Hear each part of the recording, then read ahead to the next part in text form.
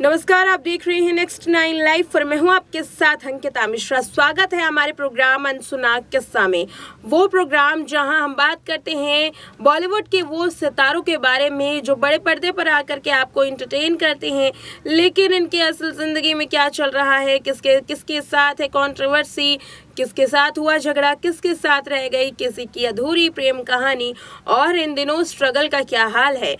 आज का जो हमारा किरदार है वो है रेखा। जी हाँ, इन दिनों रेखा काफी ज्यादा कंट्रोवर्सी में फंस चुकी हैं। हालांकि रेखा का नाम कंट्रोवर्सियों में पहले भी आता रहा है, लेकिन इस बार मुद्दा थोड़ा सा गर्म है। जी हाँ, रेखा जो कि विधवा होते हुए भी अपने मांग में सिंदूर भरती हैं। किसके नाम का सिंदूर भरती हैं नहीं पता।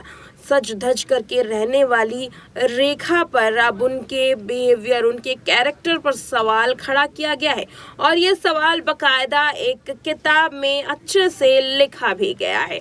और साथ ही ये भी बताया गया है कि कैसे रेखा की ही वजह से उनके पति ने अपनी जान दे दी। ये जो पूरा मामला है वो काफी ज्यादा तूल पकड़ रहा है, और इस मामले को देख करके रेखा भी अब काफी परेशान हो गई है। अब इस कंट्रोवर्सी से रेखा आखिर कैसे निकले, क्योंकि जहां अगर बात करें रेखा के पति की, तो जो बातें किताब में लिखी हैं उन बातों को सुन करके रेखा को कोई भी ट्रोल करना चाहेगा। यही वजह है कि रेखा अब इन सभी मुसीबतों से बाहर निकलना चाहती हैं। वो क्या मुसीबत है, इसकी पूरी डिटेल रिपोर्ट देखिए। आज का अनसुना किस्सा रेखा की जिंदगी पर आधारित है।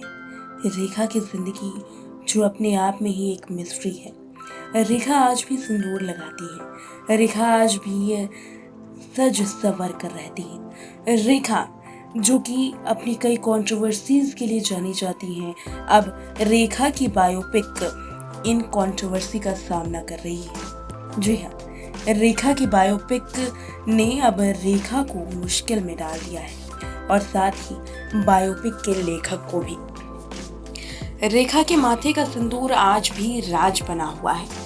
किस बात पर रेखा सिंदूर लगाती है, इसके लिए कंट्रोवर्सी आज भी बरकरार है।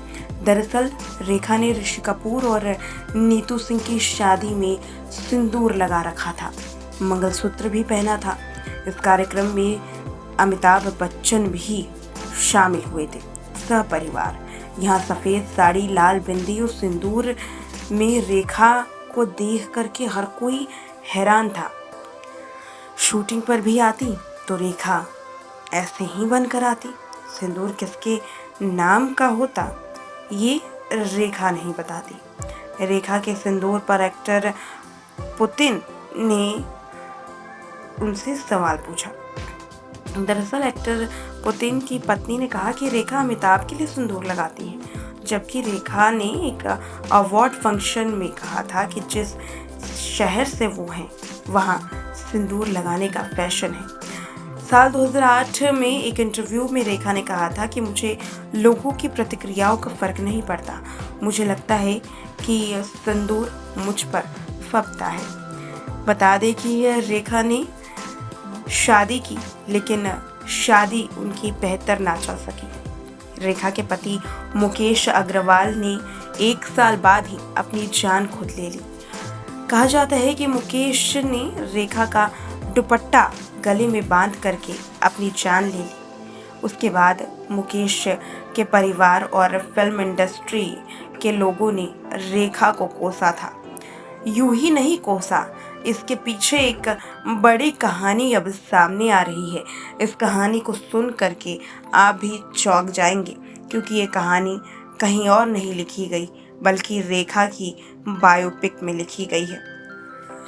हिंदी सिनेमा में अपनी अदायगी का जादू बिखेरने वाली लेजेंडरी एक्ट्रेस रेखा आज भी सुर्खियों में है, और आज की सुर्खी का कारण है यासिर उस्मान।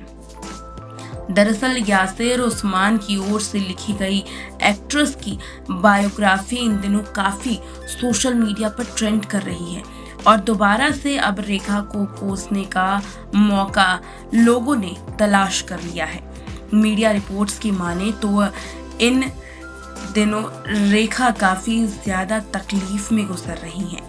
मीडिया रिपोर्ट्स की माने तो इस जीवनी में दावा किया गया है कि रेखा अपनी सेक्रेटरी फरजाना के साथ लिविंग रिलेशनशिप में रहती थी।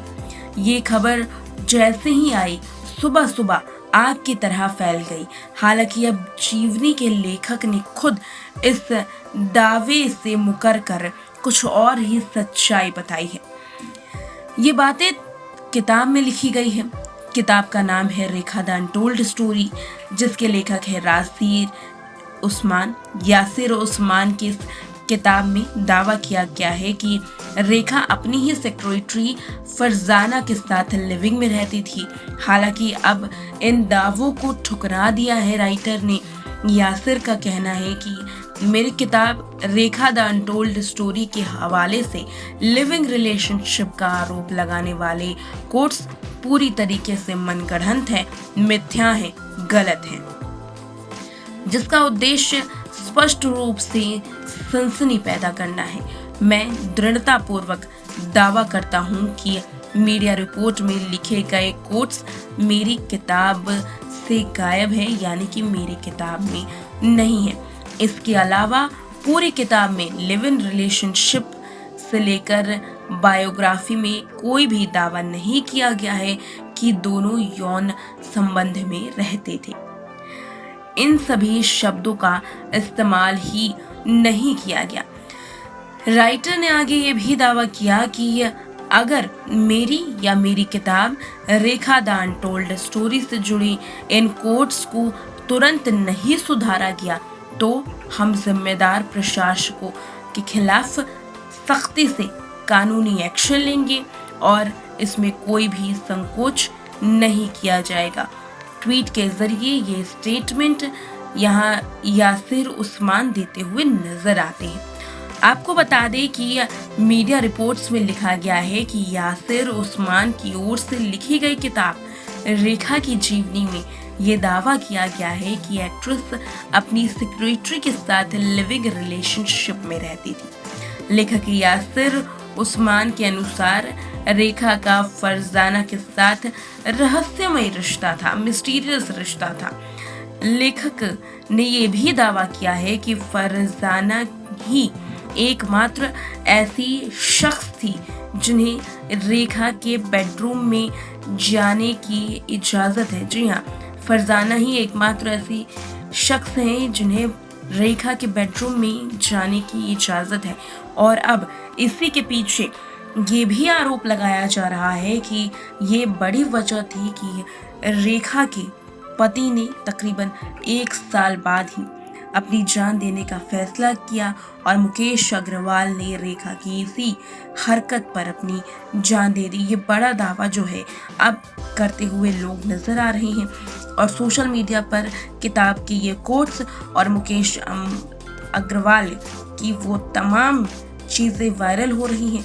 मुकेश अग्रवाल की निधन का पूरा जो दावा है वो किया जा रहा है फरजाना पर। फरजाना की वजह से, फरजाना और रेखा के रिश्तों की वजह से मुकेश अग्रवाल ने शादी के ठीक 1 साल बाद इस दुनिया को अलविदा कह दिया, क्योंकि मुकेश अग्रवाल रेखा की सच्चाई जान चुके थे।